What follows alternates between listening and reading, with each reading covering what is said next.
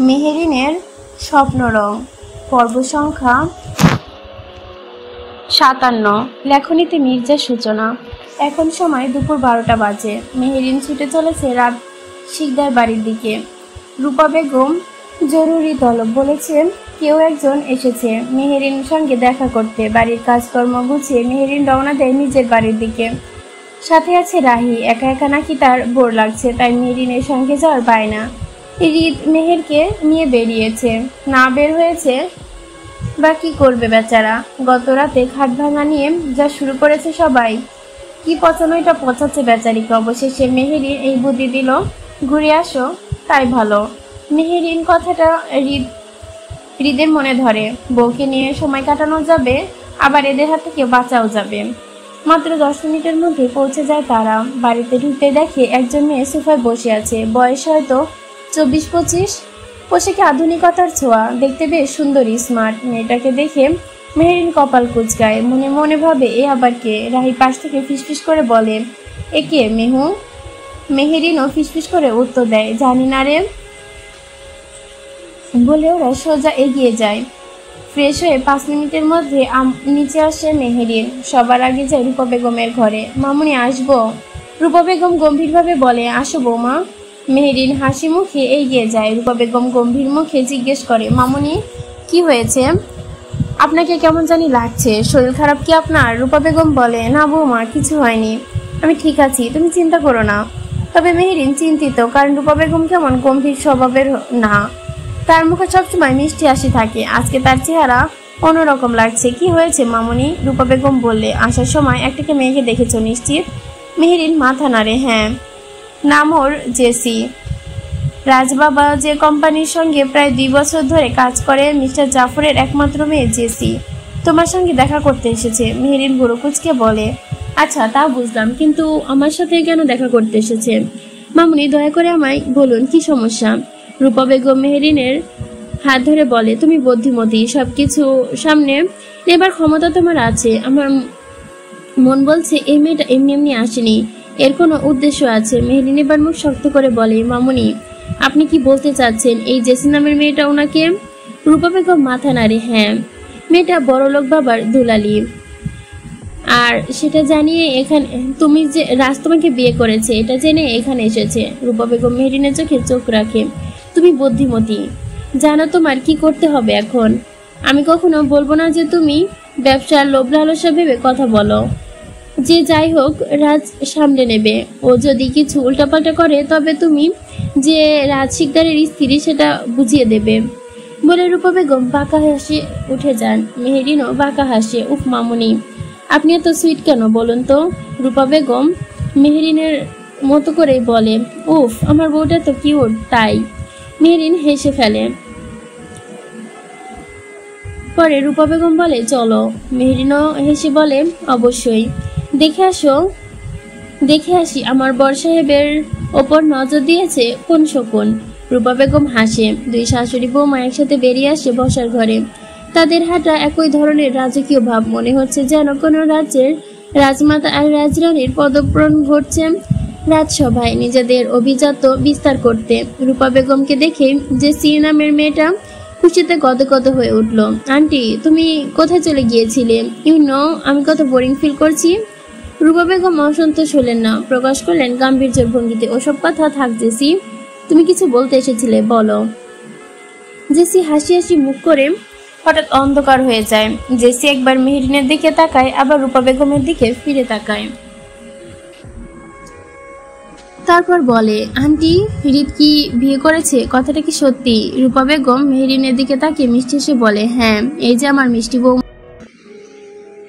রূপা বেগমের কথায় ফুঁসে ওঠে জেসি, এই মেয়ে লাইক সিরিয়াসলি আন্টি, রাজের চয়েস, এত lame walk, look she and look me, কেমনে ক্ষেত্রে দেখাতে। রূপা বেগম কিছুটা বিরক্ত হলেন তার এমন কথা শুনে। সে কিনা মেহেরিনকে বলছে লুক খ্যাত, কিন্তু কিভাবে? মেহেরিনকের মতো এত মিষ্টি মেয়ের সাথে সে কিভাবে এমনটা তুলনা করতে পারে ভেবে পায় না রূপা বেগম। রূপা বেগমের শরীর রাগে রিরি করে উঠল। ইচ্ছে তো করছিল এই মেয়েটাকে ঠাস করে কয়টা বসিয়ে দিতে পারলে ভালো লাগতো, কিন্তু তিনি সে কিছুই বলল না। চুপচাপ মেহেরিনের দিকে তাকিয়ে থাকলো। তিনি আশা করছে মেহেরিন হয়তো এই কথার সঠিক জবাব দিবে। রূপা বেগম তবুও গর্জে উঠে বললেন, এই মেয়ে, মুখ সামলে কথা বলো, কার সামনে দাঁড়িয়ে আছো? সম্পর্ক আছে তোমার?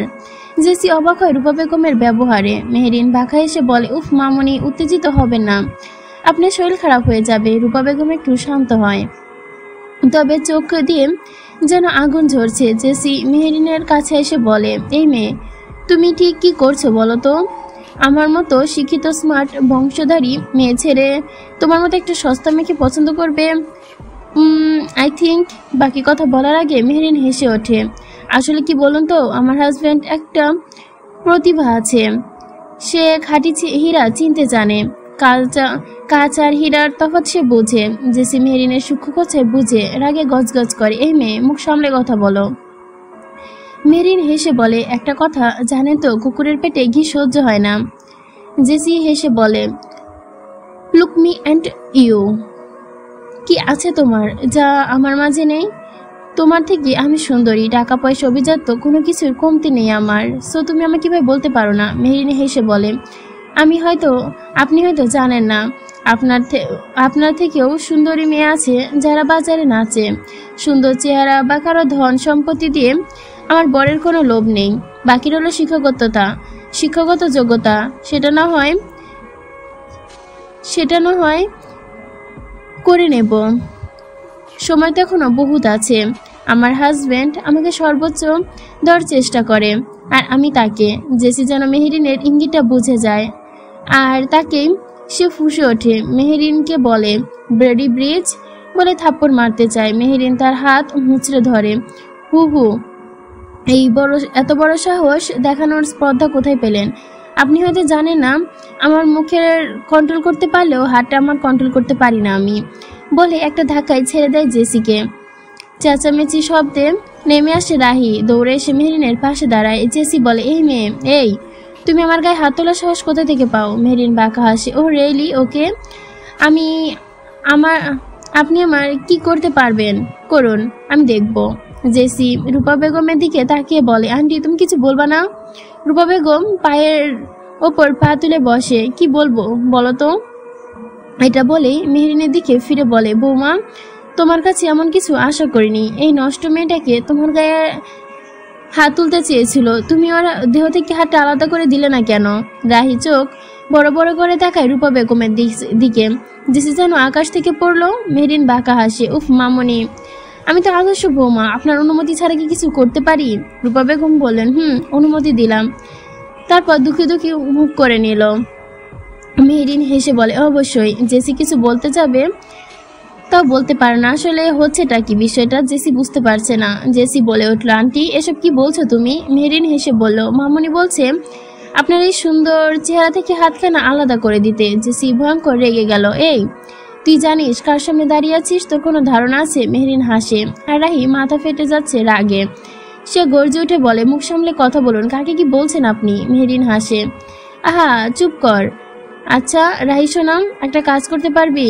রাহি জেসির দিকে আগুন চোখে তাকিয়ে বলে, হ্যাঁ বল, কি করতে হবে? মেহেরিন বলে, আমার রুমে গিয়ে কাভার্ড খুলে তোর ভাইয়ের একটা বেল্ট নিয়ে আয়। রাহি বাঁকা হেসে বলে, অবশ্যই, বলে দৌড়ে চলে যায়। জেসি বলে, তুই কি ভাবছিস তোকে আমি ভয় পাবো? লাইক সিরিয়াসলি, আমি জেসি, তোর মতো একটা সস্তা মেয়েকে ভয় পাবো? কখনোই না। মেহেরিন হাসতে থাকে। ধীরে ধীরে তার হাসির তীব্রতা বেড়ে যায়। সে এমনভাবে জোরে হাসে যেন রূপা বেগম এসে ফেলেছে। জেসি ভুরুকুচকে তাকায়, বুঝতে পারছে না এই হাসির অর্থ কি, রাগ করা উচিত নাকি, কিন্তু সবাই হাসছে। ঠিক তখনই রাহি দৌড়ে আসে। সিঁড়ি দিয়ে মিহু ক্যাশ মেহেরিন ধরে ফেলে। রাহি হেসে বলে, তোর স্পেশাল কিছু করা দরকার। জেসি মেহেরিনের দিকে এসে বলে, তোকে আমি। জেসি কিছু করার আগে মেহেরিন বা হাতে একটা চর মেরে বসে। তোকে কি করে ভদ্রতা শেখাতে হয়? এত শিক্ষাগত যোগ্যতার ভরায় দেখাস, অথচ শিক্ষার ছিটাফোটাও নেই তোর মাঝে। চর খেয়ে জেসির মাথায় চক্কর দিয়ে ওঠে। তবে সে কম যায় কই, সে মেহেরিনকে ধরতে যায়। গর্জে উঠে বলে, তোর এত বড় সাহস! মেহেরিন সরে যায়, ফলস্বরূপ জেসি পড়ে যায় সরাসরি রূপা বেগমের পায়ের কাছে, মুখ তুলে কিছু বলতে যাবে তার আগে রূপা বেগম লাথি মারে তার মুখে। জেসি লাথি খেয়ে মুখ থুবড়ে পড়ে যায় মেহেরিনের পায়ের কাছে। মেহেরিন নিজে চুচু শব্দ করে আলতোভাবে আলালের ঘরে দুলালির এই অবস্থা ভাবা যায়। জেসি ব্যথায় কুকড়ে যায়। এদিকে মেহেরিন শক্তপোক্ত একটা চর মারে রূপা বেগমের কাছে পড়ে যায় আবার জেসি। রূপা বেগমের এই লাথি, রাগে দাউ দাউ করে জ্বলছে তার শরীর। হুঙ্কার দিয়ে বলে ইউ বলে দাঁড়িয়ে যায়, এক ফুলদানি তুলে ছুঁড়ে মারে মেহেরিনের দিকে। মেহেরিন সময় মতো সরে যায় আর সেই ফুলদানি গিয়ে পরে রাহির পায়ে গেছে, গায়ে আলতো। সঠিক সময় সরে যায়, লাগেনি তার।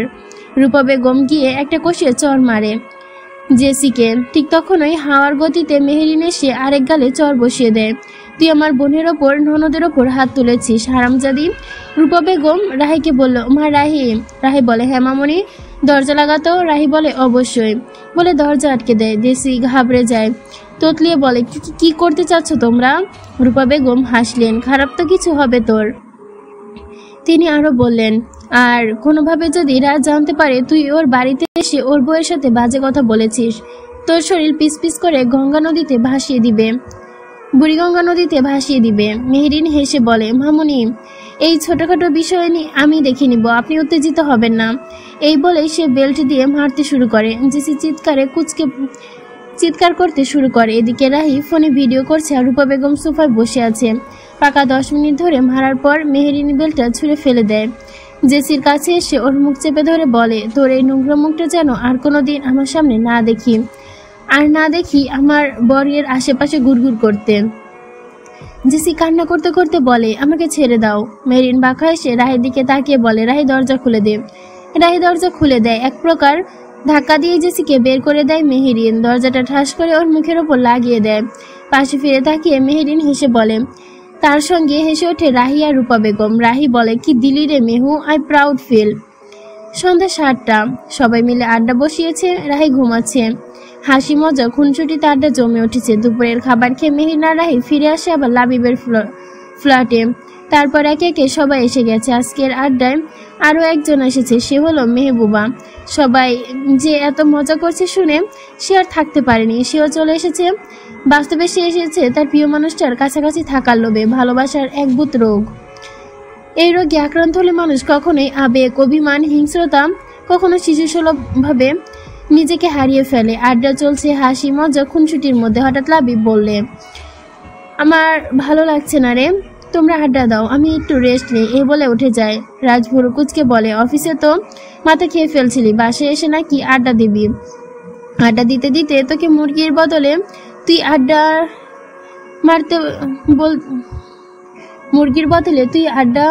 আন্ডা পারতে বললেও পারবি।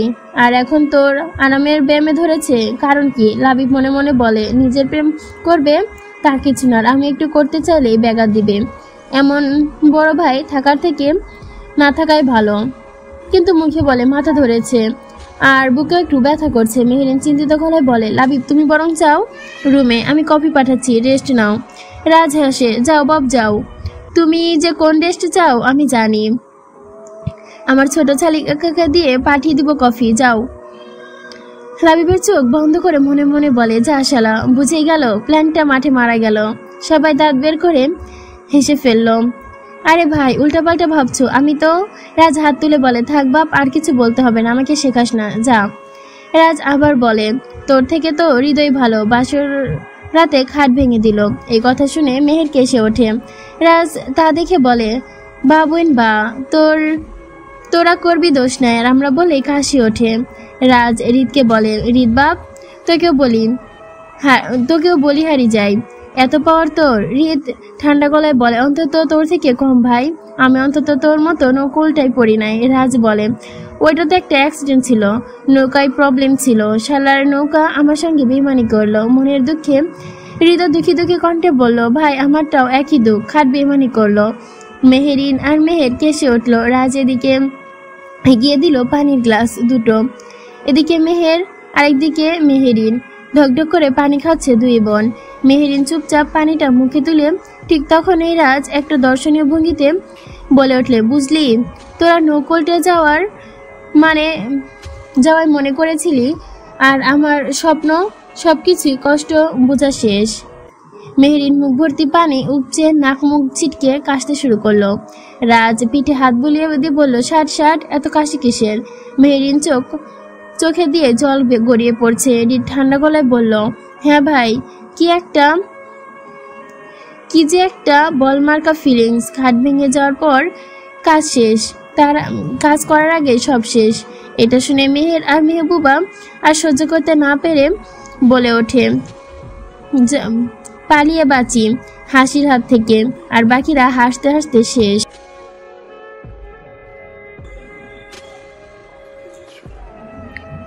একটা অন্ধকার ঘর, সেখানে নেই কোনো বিদ্যুৎ এর আলো, নেই কোনো দিনের আলো ছোঁয়া, শুধু একটি চেয়ার। আর চেয়ারে বাঁধা অবস্থায় এক ব্যথাতুর গর্ভবতী নারী, শরীরে অসংখ্য আঘাতের চিহ্ন, ঠোঁটের কোণায় লেগে আছে রক্তের বিন্দু, আর আধা শুকনো যেন ভিজে ভিজে বলে দিচ্ছে এই নারী অনেক কষ্ট করেছিল নিজেকে রক্ষা করার জন্য, তবুও শেষ রক্ষা হয়নি।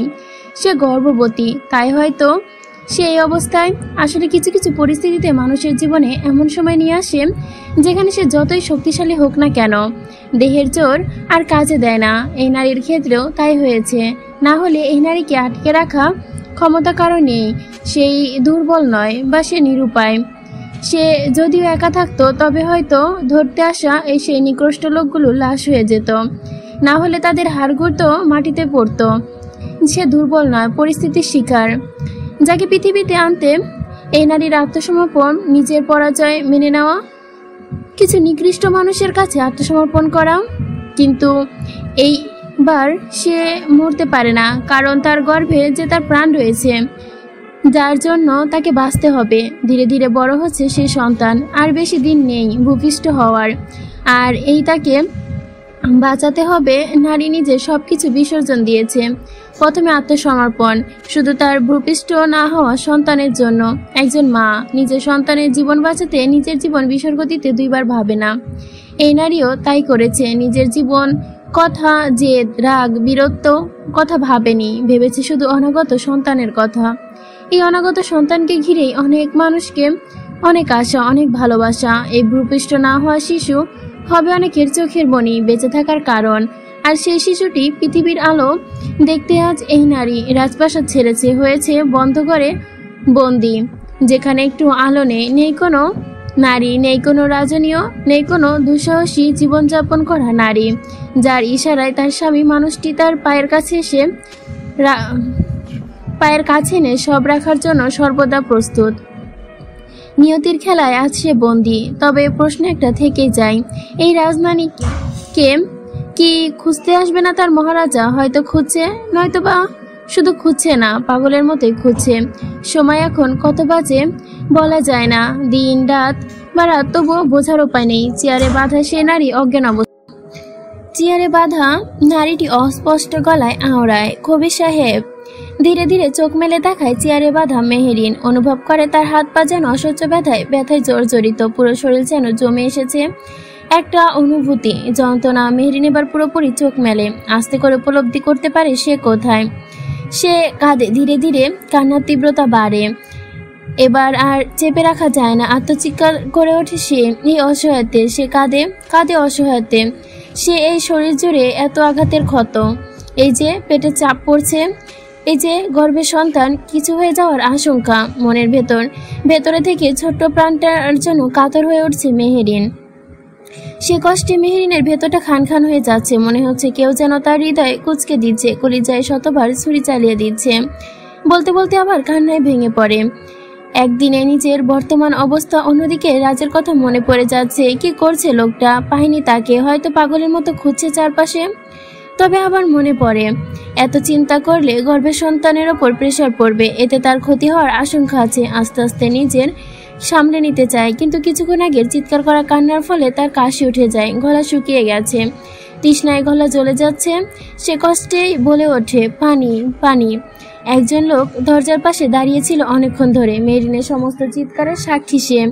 হয়তো বিবেকের তাড়না এগিয়ে আসে, লাইটটা জ্বালিয়ে দেয়, একটু পানি এগিয়ে ধরে মেহেরিনের মুখে, আস্তে করে বলে, কেঁদো না বোন, নিজের কথা ভেবো না, তোমার সন্তানের কথা ভাবো।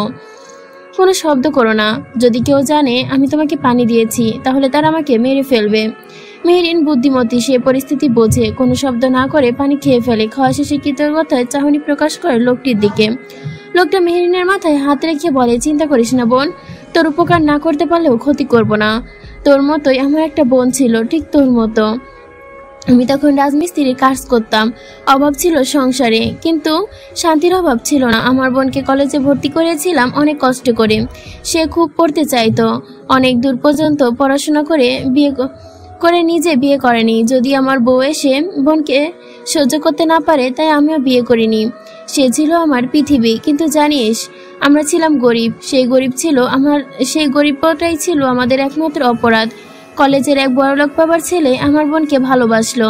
সে প্রেমের প্রস্তাব দিল, কিন্তু আমার বোন রাজি হলো না। তাই তাকে এসিড ছুঁড়ে পোড়ানো হলো। তাও ছাড়লো না জানিস, পুরা শরীর নিয়েই তাকে তুলে নিয়ে গেল। জানোয়ার আমার বোনের ইজ্জত আর জীবন দুটোই কেড়ে নিল।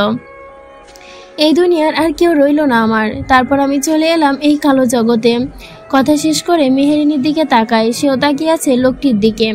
মেহেরিন মনে মনে অনুভব করে মানুষের জীবনে কতই না অজানা কষ্ট দুঃখ লুকিয়ে থাকে। লোকটা বলল, বোন তুই এখানে এলি কিভাবে? মেহেরিন একটা দীর্ঘশ্বাস ফেলে লোকটাকে বলল, আগে আমার পেটের বাঁধনটা একটু খুলে দাও ভাই।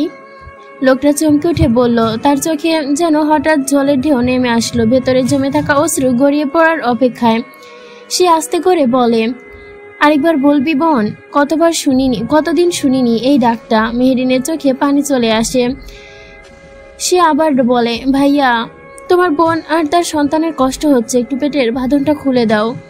মেহেরিন এবার ভালো করে তাকায় লোকটির দিকে। লোকটির চোখ দুটো গভীর যেন সমুদ্র, মুখে মায়া, কপালে লম্বা দাগ, গায়ের গরম কাপড়, মুখে চাপা দাড়ি। লোকটা কাপা হাতে চোখ মোছে, তারপর বলে, হ্যাঁ হ্যাঁ দিচ্ছি, তুই শুধু এভাবেই থাকবি।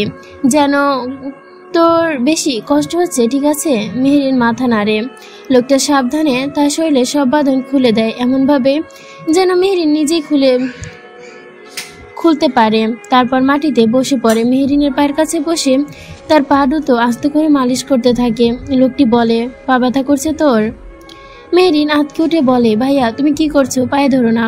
লোকটা হেসে ফেলে, মৃদু হেসে, যেন এক অজানা কষ্টের চিহ্ন জল জল করছে। লোকটি বলে, আমার বোন মাঝে মাঝে পায়ে ব্যথা করত, কারণ ও অনেক রাস্তায় হেঁটে যেত টাকা বাঁচাতে। আমি কত বোঝাতাম, কিন্তু শুনতো না। লোকটি মেহেরিনকে তার পরিচয় বলে। সে কাশেম, সাথে তার সকল পরিচয়ও দেয়। মেহেরিনের চোখের কোণে দেখা যায় অশ্রুদের আনাগোনা। তারা যেন জোরে চিৎকার করতে চাইছে। মেহেরিন চোখে পানি নিয়ে হাসে। তার চোখে ভেসে ওঠে সে অনাকাঙ্ক্ষিত ঘটনা। মেহেরের বিয়ের দিনের পরে কেটে গেছে 2 বছর। সেই 2 বছরে অনেক কিছুই পাল্টে গেছে। মেহের বিয়ের পর আবার নিয়মিত বিশ্ববিদ্যালয়ে যাওয়া শুরু করে মেহেরিন। আর এই পুরো পরিকল্পনার মাস্টারমাইন্ড ছিল রাজ। একদিন হঠাৎ করে রাজ বলে, কি ব্যাপার বউ, পড়াশোনা তো গোল্লায় গেছে, তুমি কি পড়াশোনা ছেড়ে দিতে চাও? এই দেখো, আমার সন্তানের মা মূর্খ থাকবে, আমি কিন্তু মারতে পারবো না। যখন বাচ্চা বলবে আমার আম্মু ইউনিভার্সিটির গণ্ডিও পার করেনি, তখন তুমি কি জবাব দিবে? তাই বুঝিয়ে সুঝিয়ে মেহেরিনকে আবার ইউনিভার্সিটিতে পাঠানো হয়। মেহেরিন এখন 3য় বর্ষের ছাত্রী। মাহির স্কুল পার করে কলেজে পা দিয়েছে। মেহবুবা, লামিয়া, রাহি আর ফারা চলে এসেছে ভার্সিটিতে। মেহবুবা ও লাবিবের এঙ্গেজমেন্টও হয়ে গেছে। শান্ত ও চুমকির বিয়ে হয়ে গেছে। রাহি আর রাকিবেরও রীতিমতো প্রেম করে ঘুরে বেড়ায়। খুব তাড়াতাড়ি তাদের এঙ্গেজমেন্ট হয়ে যাবে। রিড স্টাডি শেষ করে এখন একটি কোম্পানিতে চাকরি নিয়েছে। এখন ওরা লাবিবের ফ্ল্যাটে নয়, নিজের বাসায় থাকে, যেটা রিদ নিজের টাকায় বানিয়েছে। তবে অদৃশ্যভাবে রাজ অনেক সাহায্য করেছে, যা রিদের অজানা। সাথী আর মৌ বিয়ে করে সংসার নিয়ে ব্যস্ত। আরশ একটা চাকরি পেয়েছে এবং লামিয়াকে বিয়ের প্রস্তাবও দিয়েছে শিকদার বাড়িতে। সবাই রাজিও। মেহেরিনের ডেলিভারির পর লাবিব আর লামিয়া 2 ভাই বোনের বিয়ে একই সাথে হবে বলে সিদ্ধান্ত নেওয়া হয়েছে। চারদিকে যেন শুধু সুখ আর সুখ। মেহেরিন প্রেগনেন্সির এখন 9 মাস চলছে। যে কোনো সময় নতুন সদস্য আসবে, তা নিয়ে সবাই ভীষণ এক্সাইটেড। এদিক সেদিক মেহেরিন কনসিভ করলো। সেদিন রাজের কি পাগলামি! মেহেরিনকে কোলে নিয়ে বসেছিল অনেকক্ষণ, বাচ্চাদের মতো এদিক সেদিক লাফালাফি করেছে। একটু পর পর বলছিল আমি বাবা হব, আমার সন্তান আসবে। তারপর হঠাৎ করে মেহেরিনকে কোলে নিয়ে নেয়। মেহেরিনকে কোলে নিয়ে চলে যায় ছাদে, দুহাত মেলে চিৎকার করে বলে, শোনো হে আকাশ, শোনো হে বাতাস, আমি বাবা হব, শুনছো তোমরা, আমি বাবা হব। তারপরে আকাশের দিকে তাকিয়েও বলেছিল, আল্লাহ তোমার দরবারে লাখ লাখ শুক্রিয়া, আদায় করে শেষ করতে পারবো না। তুমি আমার জীবনে সবচেয়ে বড় সুখটা এনে দিলে। বাড়ির প্রতিটি মানুষকে গিয়ে গিয়ে বলেছিল, জানো আমি বাবা হব, আমি বাবা হব। সেদিন রাত যেন এক একটা বাচ্চার মতো হয়ে গিয়েছিল। মেহেরিনকে জড়িয়ে ধরে অনেকক্ষণ কেঁদেছিল বাবা হওয়ার আনন্দে। কত হাজার চুমু খেয়েছে মেহেরিনের পেটে। এরপর থেকে শুরু হয় রাজের নিখুঁত স্বামীগিরি। মেহেরিনের প্রতিটা কাজে সে খেয়াল রাখতো, কখন কি খাবে, কি পরবে, তার মুড কেমন, সব। মেহেরিন নানান সময় মুড সুইং করতো, হাসি মুখে রাজ সব সহ্য করত। একবার যখন মেহেরিনের 5 মাস চলে, তখন একদিন গোসল করতে গিয়ে পড়ে যেতে যেতে বেঁচে যায় মেহেরিন, ফলে একটু আঘাতও পায়। ওই দিন রাজ গিয়েছিল অফিসে একটি জরুরি মিটিংয়ে। যদিও মেহেরিন কনসিভ করার পর থেকে সে তেমন অফিসে যায় না, তবে এই মিটিংটা খুবই জরুরি ছিল বলে যেতে হয়েছিল। কুলসুম সঙ্গে সঙ্গে ফোন দিয়ে রাজকে জানায়। রাজ তখন মিটিং ফেলে এক প্রকার পাগলের মতো বাড়ি চলে আসে। লাবিব সব সামলে নেয়। এসে প্রথমে যা করে, বাথরুমের কার্পেট বিছিয়ে দেয় যাতে আর এমন না হয়। আর এদিকে কুলসুমকে মেহেরিন খুব বকে, কিন্তু কুলসুমের কিছু যায় আসে না, কারণ তার মনে হয় যে সে ঠিক কাজ করেছে। আর রাজের দেওয়া কাজ কুলসুমের কাছে অনেক বড় কাজ, যা সে করেই ছাড়বে। এই খবর গিয়ে যদি কেউ তার গালে কেটেও দেয়, তবেও তার কিছু যায় আসে না। ওইদিকে ওই দিনের পর থেকে রাজ মেহেরিনকে একা গোসল করতে দিত না, সে নিজেই করিয়ে দিত। মেহেরিন রাগে দুঃখে কষ্টে মারত, রাজ সব সহ্য করত, তবুও রাজ তাকে একা ছাড়তো না। ওইদিকে ওই দিনের পর থেকে রাজ অফিস থেকেও রিটায়ার নিয়েছে। জরুরি কাজ থাকলে সে বাড়ি থেকে করত, মিটিং থাকলে মেহেরিনকে এক বস্তা খাবার দিয়ে পাশে বসিয়ে রাখতো। মেহেরিন রাজের গালগাল করত, তা খেত, আর রাজ শান্তভাবে মিটিং করত। আর চোখে দেখতো মেহেরিনকে। আর মেহেরিন সে তো মুড সুইংয়ের কারণে রাজকে মারতো, বকতো, মাঝে মাঝে অর্ধেক রাতে উঠে কাঁদতো। রাজ তখন বুকে আগলে নিয়ে বলতো, এভাবে বসে বসে বকলে মারলে ক্লান্ত হয়ে যাবে, আসো বুকে বসে তারপর শুয়ে শুয়ে করো। মেহেরিন আর কি করবে, এমন করে বললে কি আর বকা যায়? আর খাওয়ার ব্যাপারটা, তা নিয়ে রাজ যে রকমের বাড়াবাড়ি করেছে। রাজ তার ঘরটা যেন একদম খাবারের আখড়া বানিয়ে দিয়েছিল। রাজ মাঝে মাঝে মেহেরিনকে নিয়ে ঘুরতে যেত। তার অনাগত সন্তানের সঙ্গে রাজের এক নিজস্ব জগৎ ছিল। রাজের ধারণা ছিল সে তার বেবির সাথে কথা বলছে, আর তার বেবিও বলে। এই ব্যাপারটা মেহেরিন খুব উপভোগ করত। একদিন বেবি কিক মারতেই মেহেরিন আঁতকে উঠে ব্যথায় চোখ মুখ বিকৃত করে ফেলে। তা দেখে রাজ কেঁদে ফেলেছিল। মেহেরিনকে জড়িয়ে ধরে বলেছিল, আমি সরি বউজান, তোমার এত কষ্ট হবে জানলে আমি কখনোই বেবি নিতাম না। এটা শুনে মেহেরিন প্রথমে খুব রেগে গিয়েছিল, কিন্তু যখন বুঝলো মেহেরিনের কষ্টের জন্য রাজ এমন বলছে, তখন সে হেসে রাজকে বুঝিয়ে বলেছিল, এই অল্প কষ্ট সহ্য করার ফলই তো খুব শান্তির কবি সাহেব। তখন রাজ মেহেরিনের কান পেতে বলেছিল, আমার আব্বা যান বা আমার আম্মা যান, প্লিজ আমার বউকে কষ্ট দিও না। তোমার বাবা তোমার থেকেও তোমার মাকে বেশি ভালোবাসে। তুমি তো আমার লক্ষ্মী বাবা শোনা, আম্মুকে একদম কষ্ট দিবা না। ঠিক তখনই বেবি কিক দেয়। মেহেরিন হেসে বলে, আপনার বাচ্চা আপনার কথা শুনেছে আর তাই বুঝিয়ে দিচ্ছে। আমার সোনা দুষ্টু করে না, একদম ভালো হয়ে থাকবে বলে রাজ। তারপরে মেহেরিনের পেটে হাত রেখে গায়ে, লক্ষ্মী সোনা আদর করে দিচ্ছি তোকে, লক্ষ চুমু মায়া ভরা তোর মুখে। লক্ষ্মী সোনা আদর করে দিচ্ছি তোকে, লক্ষ চুমু মায়ায় ভরা তোর মুখে। কলিজা তুই আমার, তুই যে নয়নের আলো, লাগে না তুই ছাড়া, লাগে না যে ভালো। গান শেষ করে মিষ্টি হাসে মেহেরিন। তখন রাত গভীর, চাঁদের আলোয় জানালার কাচ ভেদ করে ঘর প্রবেশ করছে আলো। মেহেরিন ঘুমাচ্ছে রাজের বুকে মাথা রেখে। রাজ চুপচাপ তাকিয়ে আছে ওর দিকে, তার মুখে হাসি, চোখে জল। ভালোবাসি বউজান, আলো ঝলমলে নয়, বরং আমার এলোমেলো জীবনে এসে আমার জীবনটা গুছিয়ে দেওয়ার জন্য ভালোবাসি যে মানুষটা আমার আত্মার সঙ্গে মিশে গেছে, তাকে আমি ভালোবাসি। আমার অনিয়নাকে ভালোবাসি, মুমব্রেমকে ভালোবাসি, খুব খুব ভালোবাসি আমার রাগী গিন্নিকে। রাজের ঠোঁট কেঁপে ওঠে, কিন্তু মুখে হাসি, এক ফোঁটা অশ্রু গড়িয়ে পড়ে মেহেরিনের কপালে। আর রাজ তখনও চেয়ে থাকে যেন এই দৃশ্য, এই ভালোবাসা এই রাতটা চিরকাল ধরে রাখতে চায়। তারপর আসে সেই ভয়ঙ্কর দিনটা। একটা গুরুত্বপূর্ণ ফোন আসে রাজের ফোনে। গুদামে কেউ আগুন দিয়েছে। রাজ জানে এই মুহূর্তে না গেলে পরিস্থিতি হাতের বাইরে চলে যাবে। সে মেহেরিনকে শেষবারের মতো শক্তি করে জড়িয়ে ধরে বলে, আমি খুব তাড়াতাড়ি ফিরে আসবো বউজান, নিজের খেয়াল রাখবে। তারপর রাজ নিজের হাতে দায়িত্ব দিয়ে চলে যায়। মেহবুবা, মালিয়া মির্জা, রূপা বেগম, লামিয়া আর কুলসুম ওদের ওপরে মেহেরিনকে পাহারার দায়িত্ব দিয়েছে। আর লাবিব এখনোই বেরিয়ে যাচ্ছি। আর ঠিক রাজ আর লাবিব বাড়ি থেকে বের হয়ে যাওয়ার মাত্র 10 মিনিট পরেই শুরু হয় সে বিভৎসকর কাহিনী। চরমগুলি শব্দ, আতকে ভর চিৎকার আর অজানা ভয়। আর তখনই শিকদার বাড়িতে ঢুকে পড়ে 40-50 জনের মতো লোক, সবার মুখ ঢাকা। ওদের দেখে বোঝা যাচ্ছে খুব খারাপ কিছু হতে চলেছে। রাজ কিছু একটা আশঙ্কা করেছিল, তাই বাড়ির পাহারার লোকগুলো নিয়োগ করেছিল, কিন্তু তাদের সবাইকে মেরে ফেলে ওরা।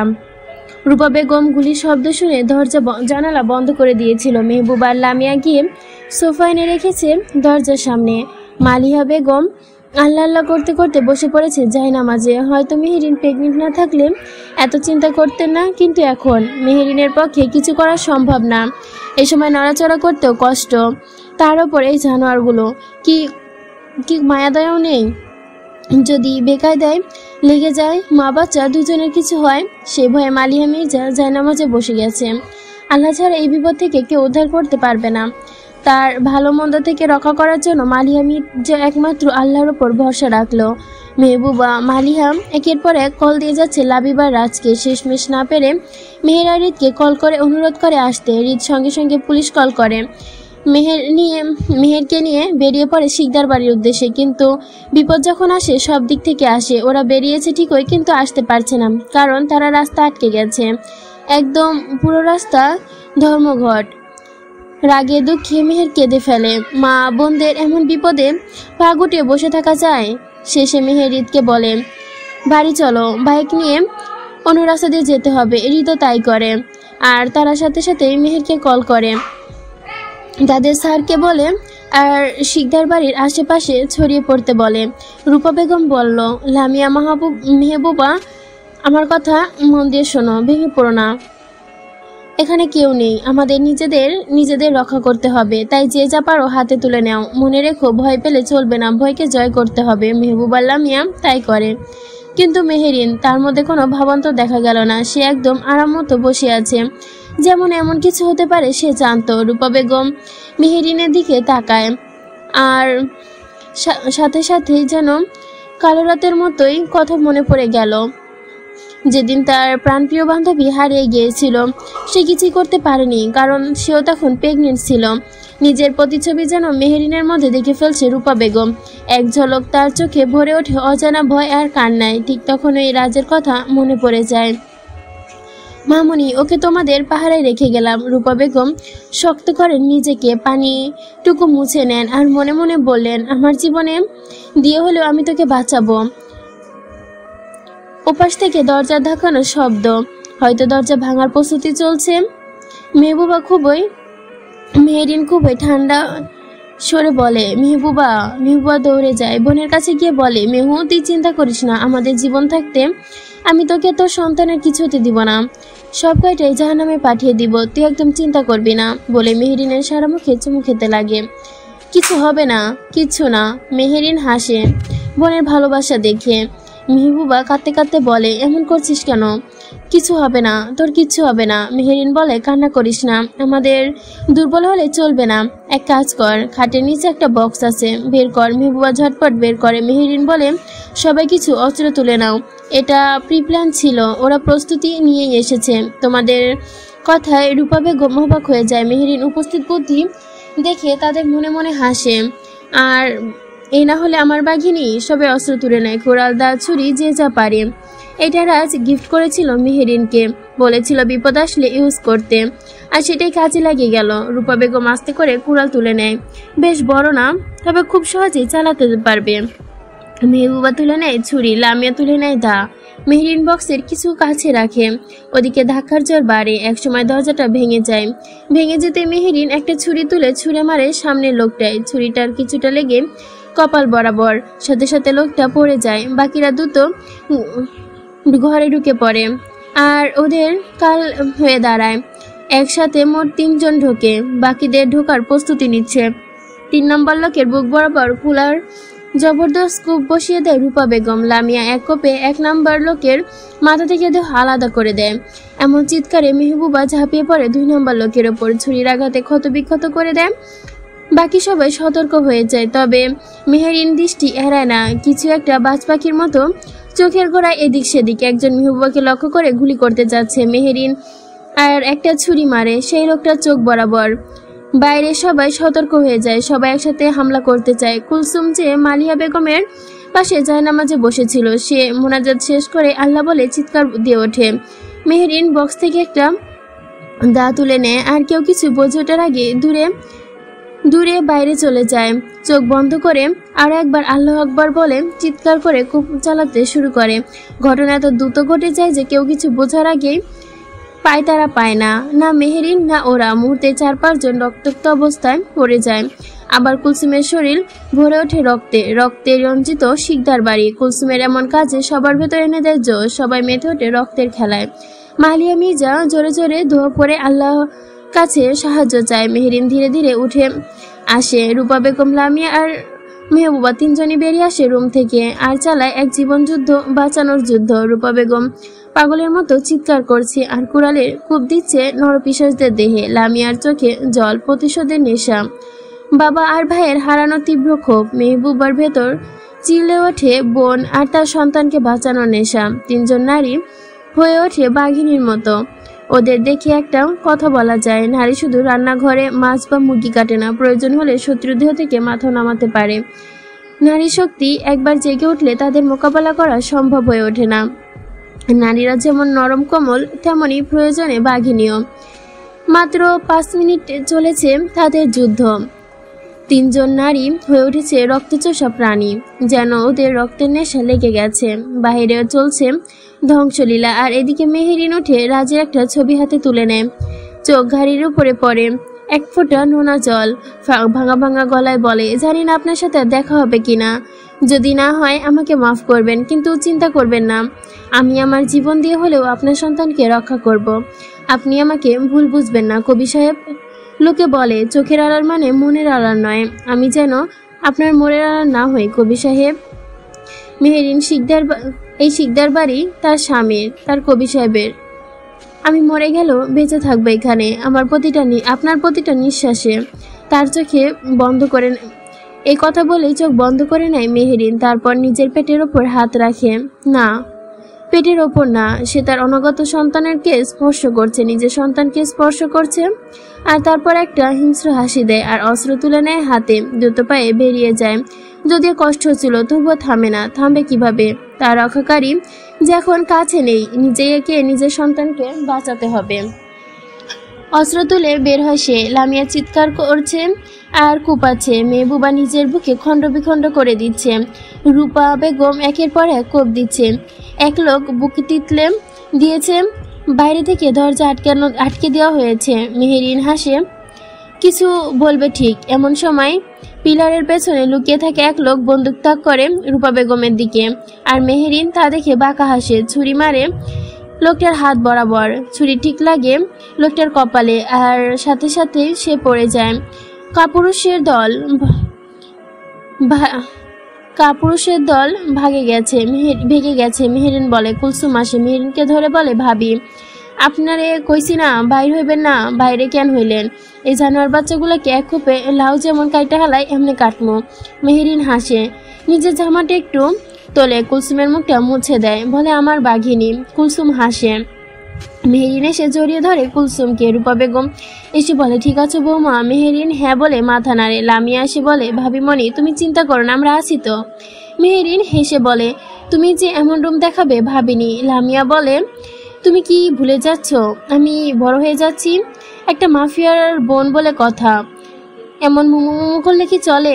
ওরা সবাই আবার মেহেরিনকে ধরে উপরে যাচ্ছিল, ঠিক তখনই আবার দরজা খুলে ঢুকে পড়ে 20 থেকে 25 জন লোক। প্রথমে গুলি করে কুলসুমকে। কুলসুম এক চিৎকারে ঢলে পড়ে। কেউ কিছু বোঝে ওঠার আগে আরো 3টা গুলি। রূপা বেগম, লামিয়া, মেহবুবা পড়ে যায়। মেহেরিন ঘুরে তাকায়, কিন্তু আশ্চর্য ব্যাপার হলো তাকে গুলি করা হয়নি, যার মানে তাকে মারার অনুমতি এখন আসেনি। উদ্দেশ্য জানে, মেরে ফেলা নয়, অন্য কিছু। মেহেরিন একে একে তাকায় লামিয়া, কুলসুম, রূপা বেগমের দিকে। সবাইকে দেখে সে বুঝে এই গুলিগুলি ইচ্ছে করেই সাবধানে করা হয়েছে, যাতে ওরা না মরে। মেহেরিন ভেতরে ভেতরে অস্থির হলেও তা প্রকাশ করে না। সে এগিয়ে যায় লোকগুলোর সামনে। কে পাঠিয়েছে আর কে?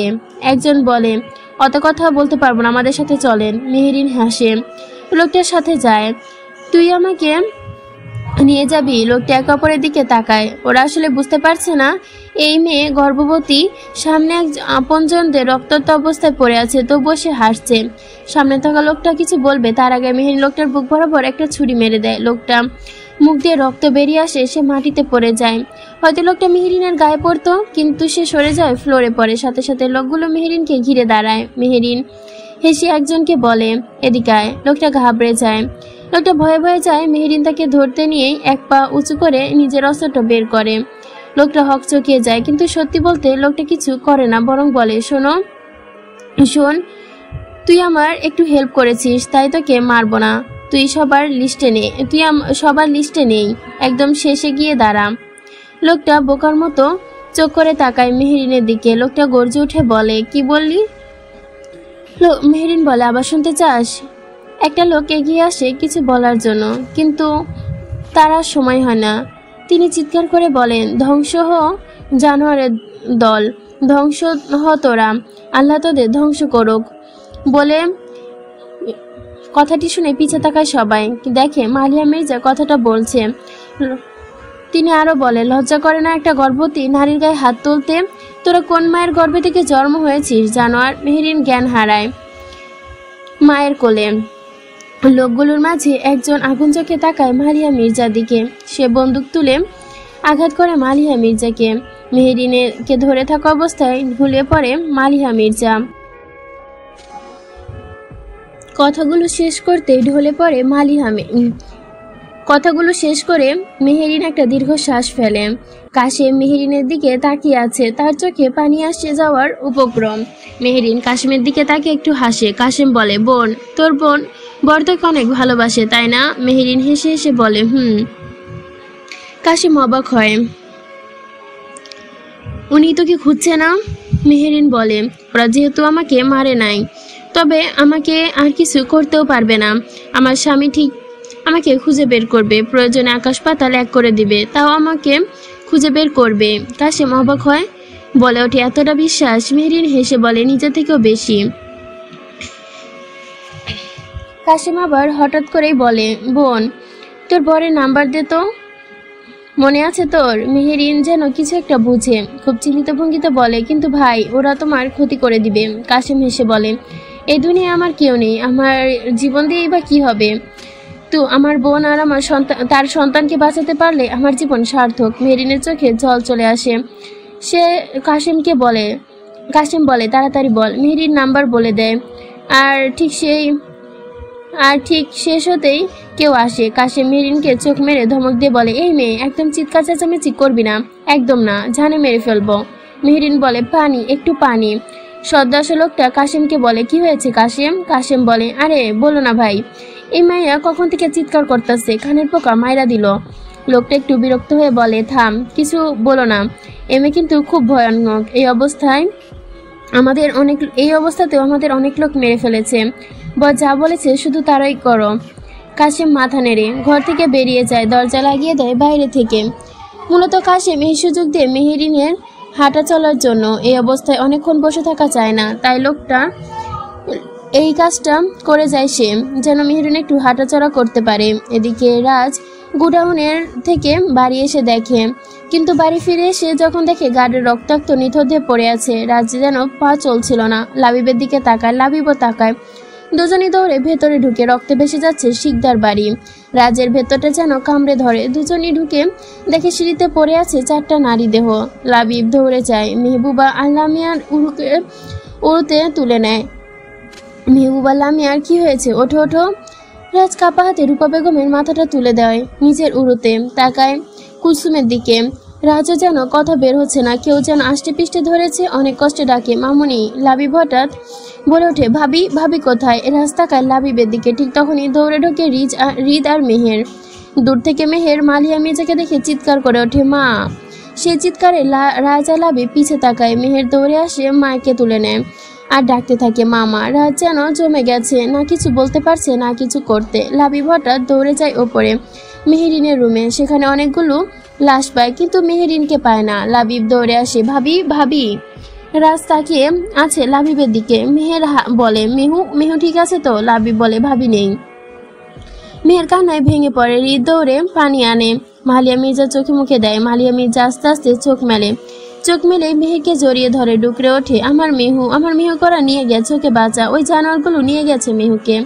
রাত শুধু তাকায় আছে, সব শুনছে, আর কিছু বলতে পারছে না। বলতে চেয়েছিল, এমন কি বলবে, তার তো বলার কিছু নেই। হৃদ লাবিবকে বলে, লাবিব জলদি ওদের তোলো, সবাইকে হাসপাতালে নিয়ে যেতে হবে, অনেক ব্লিডিং হচ্ছে, তাড়াতাড়ি। লাবিব সায় দেয়। হৃদ আর লাবিব দুজনে মিলে সবাইকে গাড়ি তোলে। হৃদ আর লাবিব জানে মেহের এদিকটা সামলে নিতে পারবে।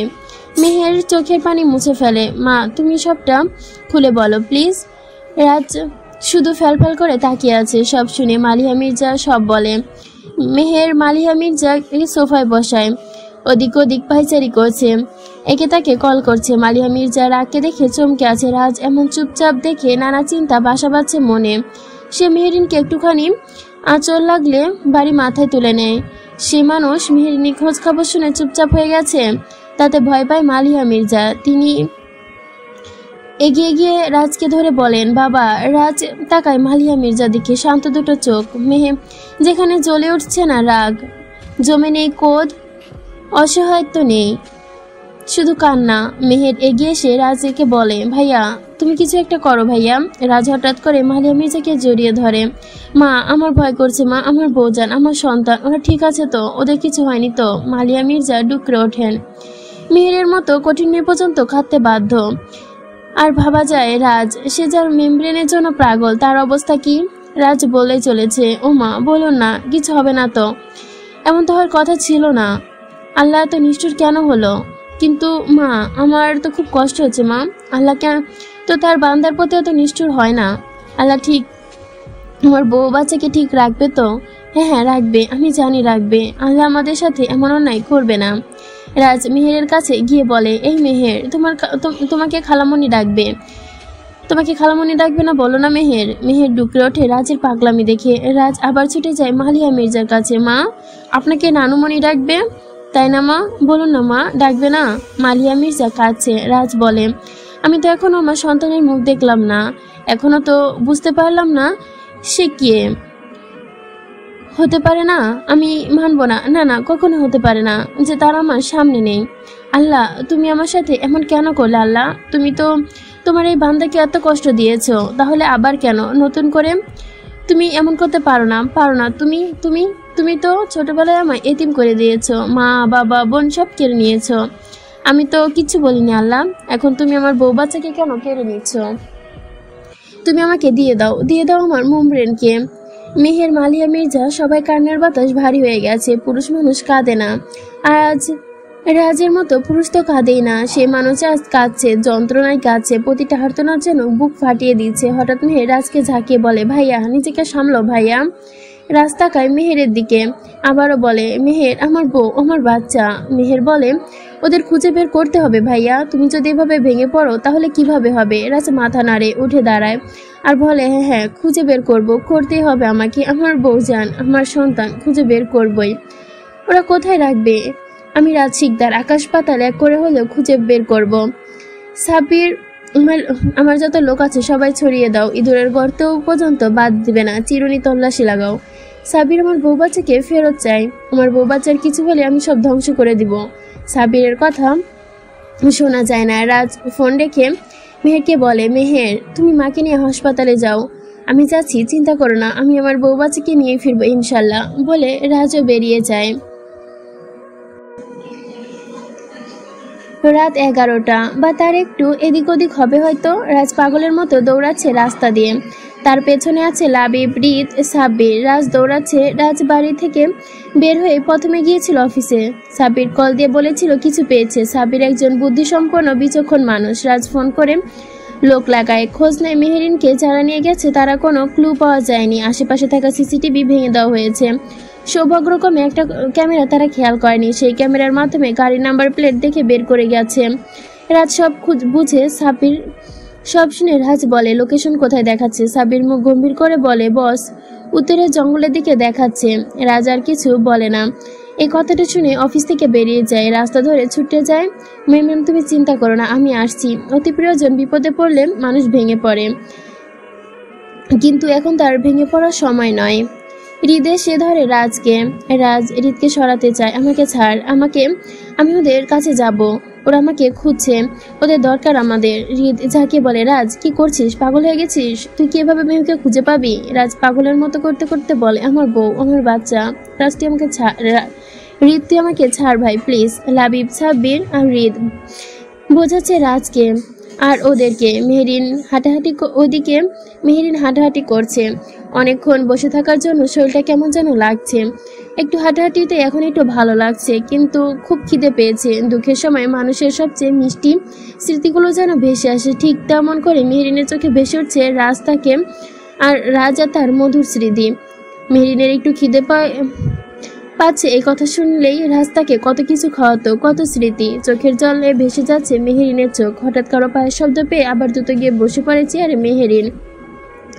দড়ি দিয়ে নিজের শরীর পেঁচিয়ে নেয়, যেন বাধা অবস্থায় আছে দেখে মনে হয়। চোখ বন্ধ করে নেয়। দরজা খোলার শব্দে মেহেরিন কিচ্ছিত চোখে তাকায়। কাশিম এসেছে। কাশিম এসে দেখে মেহেরিন চোখে মেলে চায়।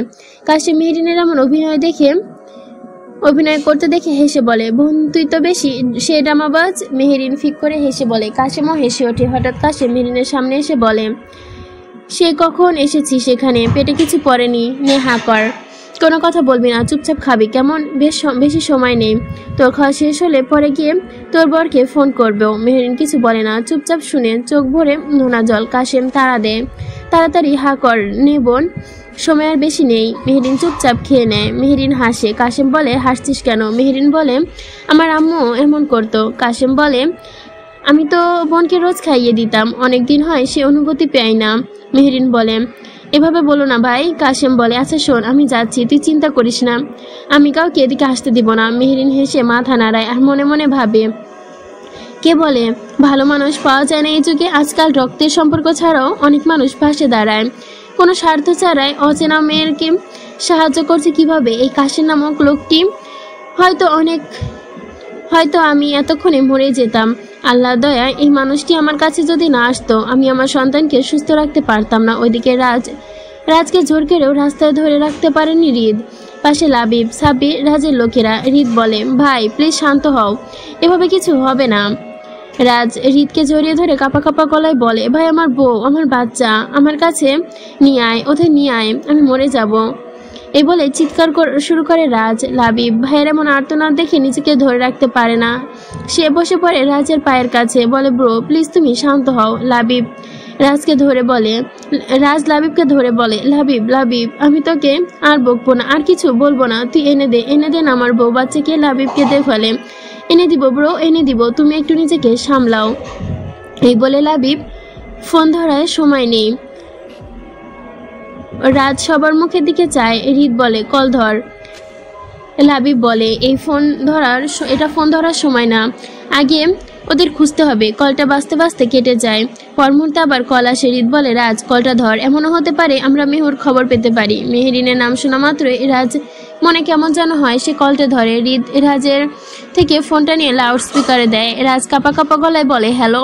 ওই পাশ থেকে কাশিম বলে ভাই আপনি আমাকে চিনবেন না, বোন কথায় সেটা আমি আপনাকে বলছি, যদি বাঁচাতে চান জলদি চলে আসুন। রাজ বলে বোন? কোন বোন? কাশিম বলে মেহেরিনের নামটা শোনা মাত্রই শরীর যেন রিড়ি করে ওঠে। রাজ পাগলামি বেড়ে যায়। কোথায় আমার বউ বাচ্চা, কোথায় তারা, কোথায়? রাজের এমন আহাজারি শুনে কাশিম হেসে ওঠে। হৃদ ফোনটা নিয়ে বলে hello bro, please tell me, ওরা কোথায়? মেহু ঠিক আছে তো? কাশিম বলে হ্যাঁ ওরা ঠিক আছে, আমি ঠিকানা দিচ্ছি, আপনারা চলে আসেন। ঠিক তখনই সাব্বির বলে স্যার ফোনটা আমাকে দিন। হৃদ ফোন থেকে সাব্বিরকে দেয়। তখন মোট কতজন লোক আছে বলতে পারবেন? কাশেম কিছুক্ষণ চুপ থেকে বলে 70 থেকে 80 জন। সাবির বলে ওকে গুড। মেন রাস্তা ছাড়া ওইখানে ঢোকার কোনো পথ আছে? কাশেম একটু ভেবে বলে আছে। তবে সাবির বলে তবে কি? কাশেম বলে আচ্ছা সমস্যা নেই, আমি আপনাদের ঢোকার ব্যবস্থা করে দিব। সাবির বলে তার দরকার নেই, আপনি শুধু ম্যামকে সেভ রাখার চেষ্টা করেন। কাশেম হেসে বলে অবশ্যই, আপনারা যা করা তাড়াতাড়ি করুন। সাবির বলে ধন্যবাদ, ঠিকানা পাঠিয়ে দিন। কাশেম বলে আমি পাঠিয়ে দিচ্ছি। কল কেটে যায়। রাজকে জড়িয়ে ধরে লাবিব। হৃদ আর সাব্বির কাঁদতে থাকে। আমার বউ ঠিক আছে তাই না? হঠাৎ রাজ মুখ গম্ভীর করে বলে সাব্বির বলে ইয়েস বস। রাজ বাঁকা হাসে। সবাইকে ডাকো, হেলিকপ্টার ডাকো, ছেলেদের সবাইকে এক করো, অন্য পথ না, সরাসরি মেন পথ দিয়ে যাব। ওদের আমি বুঝিয়ে দিব কার কলিজা এত বড়। সাব্বির হাসে। রাজ লাবিব হঠাৎ উঠে দাঁড়ায় আর মোড়া ভেঙে বলে বুঝলি তো হৃদ, অনেকদিন হলো ব্যায়াম করি না, আজ করব একদম ব্যাপক। কিন্তু হৃদ রাজকে কাজ চাপড়ে বলে অবশ্যই, আমায় তো সঙ্গে নিস, একটু অ্যাডভেঞ্চার হবে। লাবিব দুহাত সামনে এনে আঙ্গুল ফোটায়, ঘাড় ফুটিয়ে নিশানা তাক করে। খুব অল্প সময়ের মধ্যে উত্তরের জঙ্গলের দিকে পৌঁছে যায় তারা। 25 থেকে 26টি গাড়ি, 2টি হেলিকপ্টার একটু নিচে নামতে রাজ ঝাঁপিয়ে নামে।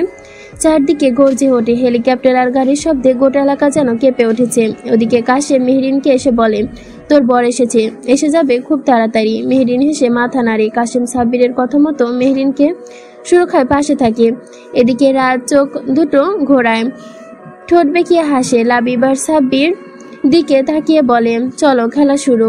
অনেকদিন তেমন খেলা হয় না। পেছনে থাকা 70 থেকে 80 জনের বাহিনী একদম রাজার মতোই এগিয়ে আসছে তারা। মাটিতে যেন কাঁপন, ওদের পায়ে চালানোর জন্য থরথর করে কাঁপছে চারদিকটা। হঠাৎ করে 12 থেকে 14 জন এসে দাঁড়ায়। রাজ হেসে মাথা নাড়িয়ে বলে উফ কতদিন।